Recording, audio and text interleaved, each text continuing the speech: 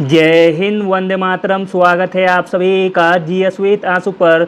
आज की one shot की वीडियो बीपीएससी ट्री पर भारी पड़ने वाली वीडियो है। हम केवल 8 मिनट के अंदर ऐसे 25 अति संभावित प्रश्नों को देखने वाले हैं जो आपके एग्जाम को फतह करने में काफ़ी हेल्प करेगा। अगर आपका सपना है एक सरकारी टीचर बनने का तो यह वीडियो आपके लिए काफ़ी कारगर साबित होने वाली है। वीडियो स्टार्ट करने से पहले आप लोगों से एक ही रिक्वेस्ट है, प्लीज़ वीडियो को लाइक और सेशन ख़त्म होने के बाद किसी भी एक ग्रुप में शेयर जरूर कर दीजिएगा। चलिए शुरू करते हैं और आप लोग भी सोचिएगा अपना आंसर क्या हो सकता है। पहला प्रश्न है, भारत का मूल संविधान डैश के द्वारा हस्तलिखित किया गया था। प्रश्न इंपॉर्टेंट है और पहले भी पूछा गया है एग्जाम में। भारत का मूल संविधान हस्तलिखित किया गया है प्रेम बिहारी नारायण रायजादा के द्वारा। Option number C. अगला प्रश्न देखते हैं, इंपॉर्टेंट प्रश्न है। अंडमान और निकोबार द्वीप समूह पर इंदिरा पॉइंट निम्नलिखित में से किस देश के सबसे करीब है? तो दोस्तों वह देश है इंडोनेशिया। Option number C. अगला प्रश्न देखते हैं, पुरुष के किस हिस्से से पराग का उत्पादन होता है? पुरुष के जिस हिस्से में पराग का उत्पादन होता है वह हिस्सा है परागकोश। Option number C. अगला प्रश्न देखते हैं, इंपॉर्टेंट प्रश्न है।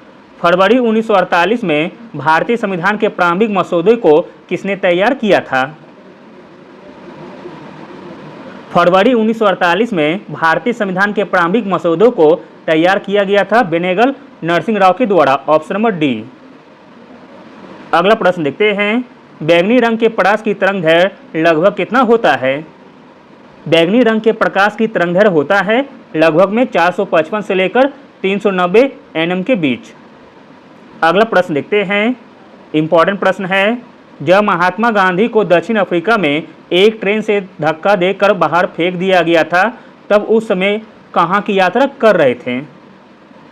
जब महात्मा गांधी को दक्षिण अफ्रीका में एक ट्रेन से धक्का देकर बाहर फेंक दिया गया था तब उस समय प्रिटोरिया की यात्रा कर रहे थे। Option number A. अगला प्रश्न देखते हैं, प्रश्न इंपॉर्टेंट है। ड्यूगोंग नामक समुद्री जीव जो विलोपन की कगार पर है वह क्या है? तो दोस्तों वह है स्तनधारी। Option number D.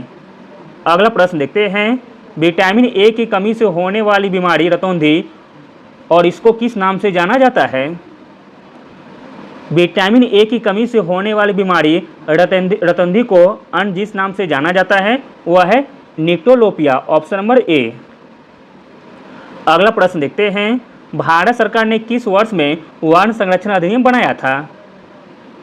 वर्ण संरक्षण अधिनियम बनाया गया था 1980 में, जबकि पर्यावरण संरक्षण अधिनियम बनाया गया था 1986 में। अगला प्रश्न देखते हैं, इंपॉर्टेंट प्रश्न है।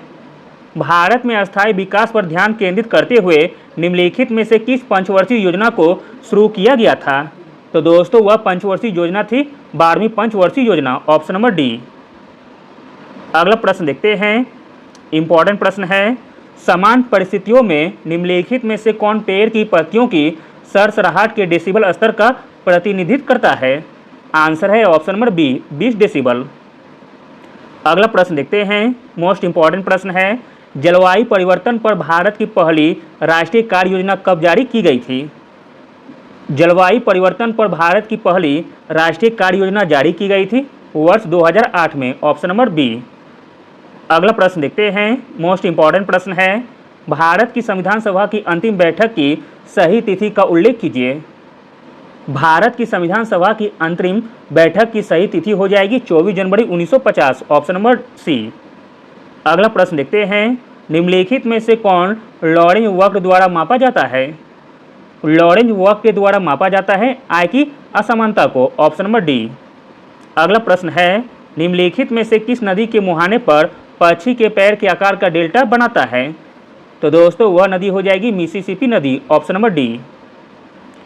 अगला प्रश्न देखते हैं, निम्नलिखित में से भारत का सबसे ऊंचा जलप्रपात कौन सा है? भारत का सबसे ऊंचा जलप्रपात हो जाएगा कोंचिकल जलप्रपात जो कि कर्नाटक के सिरोही जिले में स्थित है। अगला प्रश्न देखते हैं, वह ताप जिस पर कोई ठोस वस्तु अपनी ठोस अवस्था में द्रव अवस्था में परिवर्तित हो वह क्या कहलाता है? तो दोस्तों वह कहलाता है गलनांक। वह ताप जिस पर कोई ठोस वस्तु अपनी ठोस अवस्था से द्रव अवस्था में परिवर्तित हो जाता है उसे कहते हैं गलनांक। अगला प्रश्न है, निम्नलिखित में से किस पारिस्थितिकी तंत्र में अधिकतम षड्यंत्र जैव द्रव्यमान है? आंसर हो जाएगा ऑप्शन नंबर बी, उष्णकटिबंधीय वर्षा वन में। उष्णकटिबंधीय वर्षा वन में अधिकतम षड्यंत्र जैव द्रव्यमान है। अगला प्रश्न है, निम्नलिखित में से कौन सा एक प्राकृतिक बहुलक है? इसमें प्राकृतिक बहुलक हो जाएगा रेशम, ऑप्शन नंबर बी। अगला प्रश्न है, 2011 की जनगणना के अनुसार निम्नलिखित में से किस राज्य में जनसंख्या में कमी दर्ज की गई है? तो दोस्तों वह राज्य है नागालैंड, ऑप्शन नंबर ए। अगला प्रश्न है, राज्य निर्वाचन आयोग किस अनुच्छेद के अंतर्गत नगरीय संस्थाओं के चुनाव का संचालन करता है? तो दोस्तों वह अनुच्छेद है अनुच्छेद 243 का के। राज्य निर्वाचन आयोग अनुच्छेद 243 के अंतर्गत नगरीय संस्थाओं के चुनाव का संचालन करता है। अगला प्रश्न देखते हैं, निम्नलिखित में से किस जनगणना दशक के दौरान भारत में लिंगानुपात में सबसे तेज गिरावट दर्ज की गई? तो दोस्तों वह जनगणना दशक हो जाएगी 1961-1971, ऑप्शन नंबर बी।